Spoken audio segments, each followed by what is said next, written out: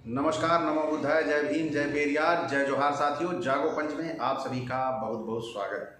जागो पंच लगातार इस प्रयास में लगा हुआ है कि हमारे समाज से अंधविश्वास और पाखंड रफू चक्कर हो जाए, भाग जाए। लेकिन उसी द्रुत गति से मनुवादी भी लगा हुआ है कि कैसे अपने इस भारतवर्ष को पाखंड और आस्था के समुद्र में डुबोकर कैसे वो इस पर राज करे, इसमें लगा हुआ है। तो यह जंग जारी है।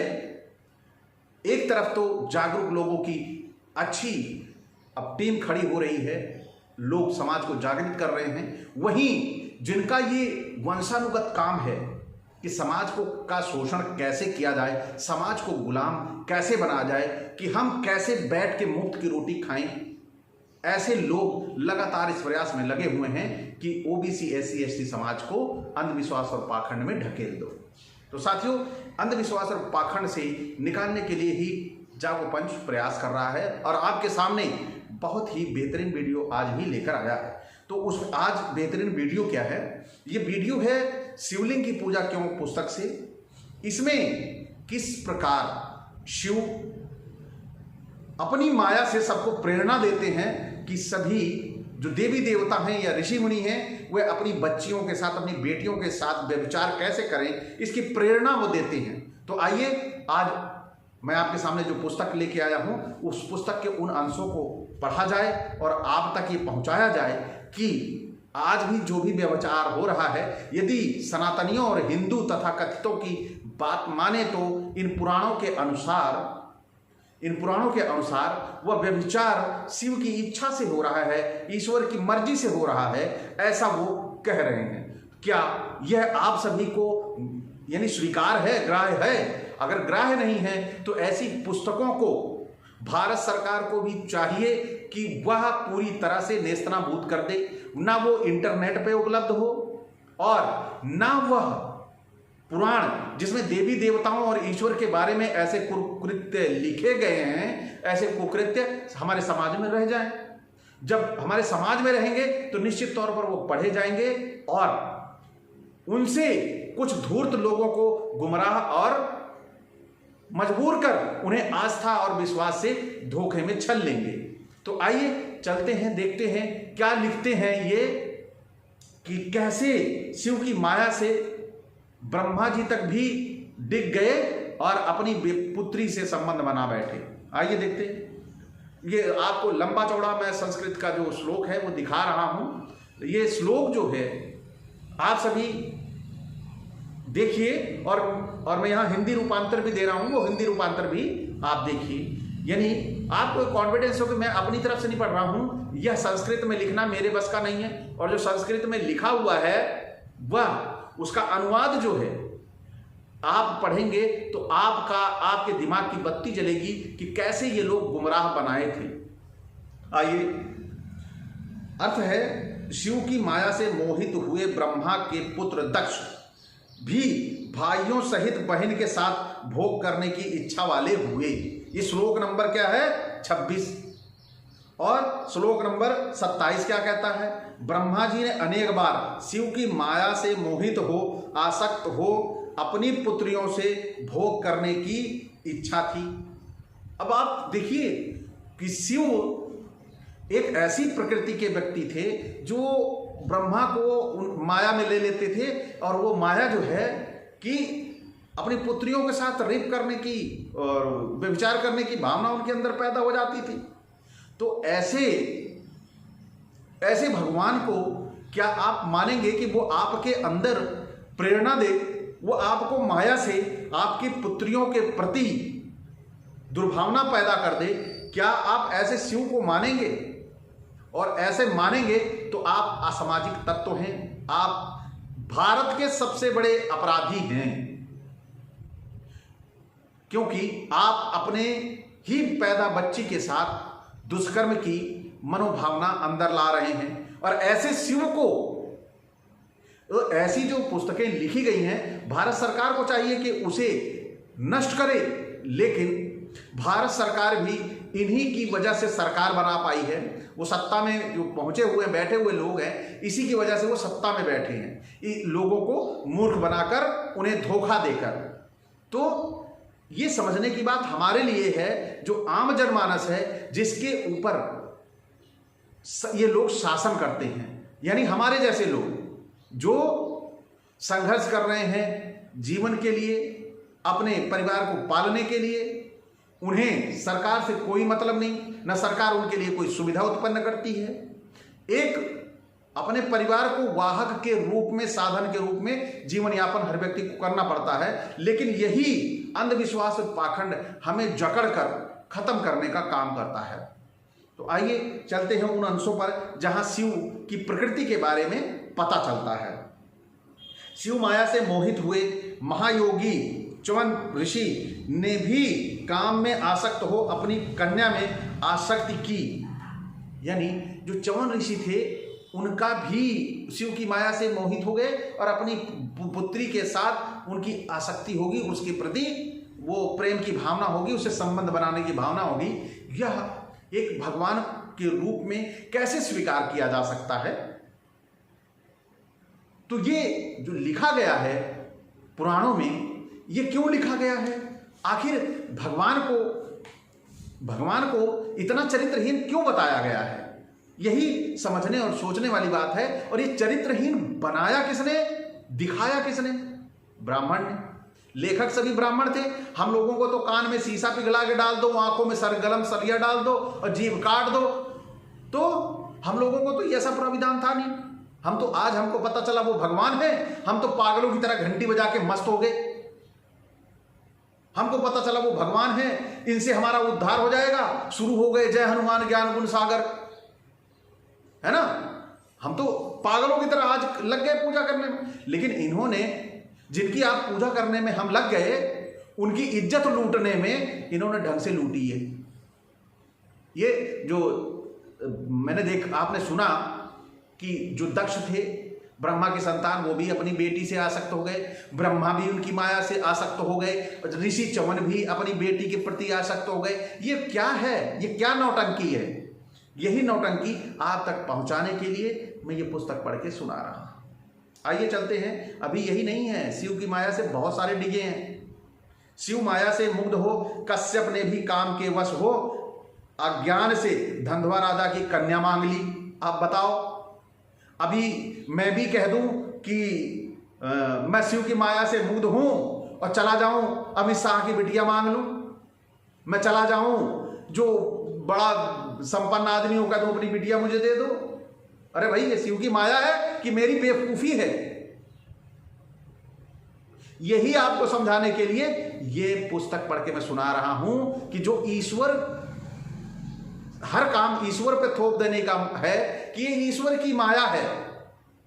ईश्वर की माया है तो मैं मोदी हटे कुर्सी पे मैं बैठूं, यही तो ईश्वर की माया है। ईश्वर नहीं चाहेगा कि मेरे जैसा उस कुर्सी पे बैठे, चाहेगा, क्योंकि तभी सही सही ईश्वर का भी राज स्थापित होगा कि ईश्वर को कोई माई का लाल गाली नहीं दे पाएगा इस तरह जैसे इन ब्राह्मणों ने गाली दी है। मेरे रहते हुए कोई ईश्वर को गाली नहीं दे पाएगा। लेकिन ये ईश्वर की माया नहीं होगी। जानते हैं क्यों? क्योंकि सच्चाई से ब्राह्मणों का दूर दूर तक कोई नाता नहीं है। आइए पुस्तक के अंशों पे चलते हैं। यह आप देखिए, मुग्ध हुए गरुण ने भी सांडली की कन्या लेने की इच्छा की, फिर उस कन्या के ज्ञात होने पर कि उनके पंख दग्ध अर्थात भस्म हो गए। अब देखिए, गरुड़ के पंख ही भस्म हो गए, उनकी कन्या मांग ली तो। शिव माया से विभांडक मुनि भी स्त्री को देखकर काम के वशीभूत हुए। ऋषि श्रृंग का पुत्र भी शिव की आज्ञा से हरणी के साथ, यानी हिरणी जो होती है, हिरणी के द्वारा पैदा हुआ। आप देखिए, शिव की माया हो गई, श्रृंगी ऋषि फांद गए हिरणी पे और उससे बच्चा पैदा हुआ। ये जो ऋषि सिंह का पुत्र भी शिव की आज्ञा से पैदा हुआ। बताइए, श्रृंगी ऋषि इतने चरित्रहीन थे। ये अपने ऋषियों का जिन्होंने नहीं छोड़ा, जिसने अपने ऋषियों की ऐसी की तैसी की है, जिसने अपने महापुरुषों की ऐसी की तैसी की है, वो आपकी कितनी कर सकता है, ये जरा थोड़ा संज्ञान में लाने का प्रयास तो करो मेरे भाई। इसीलिए ये पुस्तक, ये जागोपंच आपके लिए ये काम कर रहा है। तो आइए चलते हैं, कुछ बड़ा लंबा चौड़ा श्लोक है फिर लिखा, और ये लंबा चौड़ा जो श्लोक है, इस श्लोक का हिंदी रूपांतर आपके सामने पेश है। तो क्या कह रहा है ये श्लोक नंबर 33। फिर उस तपस्वी ने अपने निकले हुए उस वीर्य को दोने में रखकर एक कलश में स्थापित किया, तो उस कलश से शस्त्रधारियों में श्रेष्ठ द्रोणाचार्य जी उत्पन्न हुए। अब यहां पे देख लिए भैया, ऐसे चमत्कार इनके ऋषि मुनि कोई भी अपनी मां के पेट से नहीं आए हैं। कोई हिरणी के पेट से आया है, कोई घड़े से आया है, कोई कहां से आया है। गजब की लीला है कि ये पहले घड़े में बच्चे पैदा हो जाते थे, आज पता नहीं क्यों नहीं हो रहे, समझ में नहीं आ रहा। ये बड़ी विडंबना वाली कहानी है, लेकिन ये है कि अगर इनके वेदों पुराणों को अगर पढ़ो तो इनका पोल पूरी तरह से खुल जाता है। कैसे खुलता है, आइए आगे अंशों में देखते हैं। एक तो आप देख चुके हो, एक बड़े महारथी तपस्वी थे, उन्होंने दोनों में अपना वीर्य स्थापित कर दिया, घड़े में डाल दिया, उसमें से द्रोणाचार्य पैदा हो गए। अब शिव की माया से मोहित हुए महायोगी पराशर ने दास की कन्या कुमारी मत्स्योदरी से विहार किया। कैसे किया, वो नाव पार करने के बहाने पराशर ऋषि ने, और जब उसने कहा कि नहीं दिन है सभी लोग देख लेंगे, तो उन्होंने पूरा का पूरा कोहरा कर दिया, और एक जो जिसके शरीर से मछली की बास आती थी उसकी बास ठीक कर दी, उसके साथ संबंध बना लिया। इनकी नीचता का पैमाना यहां पर साफ साफ झलक रहा है। आगे चलते हैं। विश्वामित्र ने शिव माया से मोहित होकर वन में मेनका से रमण किया। अब बताइए, इन्होंने किसी को छोड़ा है भाई, किसी को छोड़ा हो एक आध ऋषि को, तो उसका नाम तो बता दो। मैं तो ये संदेश आप तक पहुंचा रहा हूं, लेकिन आप सभी को किसी ऐसे ऋषि का नाम मिले जिस ऋषि के साथ इन्होंने उसका चरित्र हरण न किया हो, उसका नोच के चरित्र निकाल ना लिया हो, ये नहीं हो सकता। इनका काम ही है अपनों का चरित्र हनन, तो हमारा कितना करेंगे ये तो जग जाहिर है। आगे चलते हैं। चेतना रहित हो उन्होंने वशिष्ठ से विरोध किया, फिर वह शिव के शाप से ब्राह्मण हुए। अब देखिए, शिव की माया के वश में होकर रावण वैश्रवा ने कामुक कुबुद्धि से सीता का हरण किया और वह मृत्यु को प्राप्त हुआ। यहां शिव की माया थी, यानी रावण की गलती नहीं थी, रावण की गलती नहीं थी सीता हरण में, शिव की माया थी। शिव हरण करवा के उसे क्यों मरवाना चाहते थे? क्या शिव कातिल थे, शिव हत्यारे थे?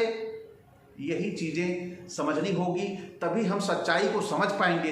अन्यथा ये अंधविश्वास और पाखंड, ये भय का एक बहुत बड़ा हब है, और इस हब से नहीं निकल पाएंगे हम जब तक हम इनके कुकृत्यों को देखेंगे नहीं, सुनेंगे नहीं, समझेंगे नहीं। तो आइए चलते हैं आगे।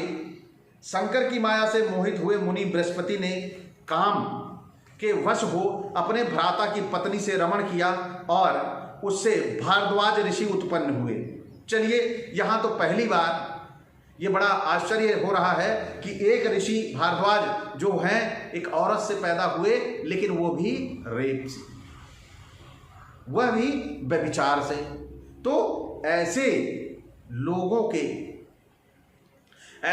के साहित्यों से, ऐसे लोगों के ग्रंथों से हमें प्रेरणा लेनी चाहिए, सीख लेना चाहिए कि आज हमारे समाज में ये जो भय व्याप्त है, ईश्वरीय भय व्याप्त है, वह ईश्वरीय भय क्या था?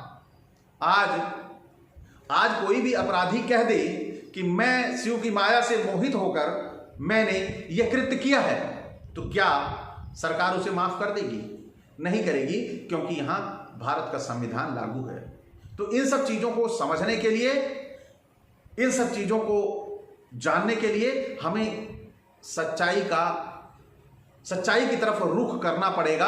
और जब सच्चाई की तरफ रुख करते हैं तो ब्राह्मणों ने अपने पूर्वजों की इज्जत लूट ली, तो आपकी क्या हैसियत है, यही आपको बताने के लिए जागोपंच वीडियो बनाता है। तो सावधान होने की जरूरत है, और जागरूक होने की जरूरत है, अपने साथियों को जागरूक करने की जरूरत है कि अज्ञानता और भय से हम गुलामी तो कर सकते हैं लेकिन मानव जीवन नहीं जी सकते।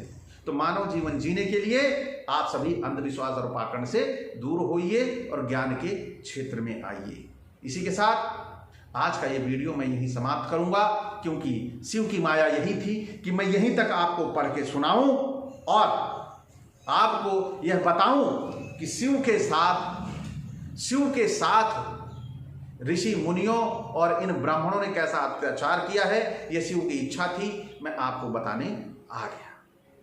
तो इसी के साथ अब मैं आपसे विदा चाहूंगा, लेकिन एक बड़ी अपेक्षा है कि आपको अगर ये वीडियो अच्छा लगा हो तो लाइक जरूर कर लें, और इसी के साथ जो हमारे नए साथी हैं वो सब्सक्राइब कर लें, और इसी के साथ बेल आइकन की घंटी भी दबा लें, जिससे हमारे अगले वीडियो का नोटिफिकेशन आप तक त्वरित गति से पहुंच जाए कि अंधविश्वास और पाखंड की जड़ें खोदने के लिए अगला वीडियो फिर आ गया है।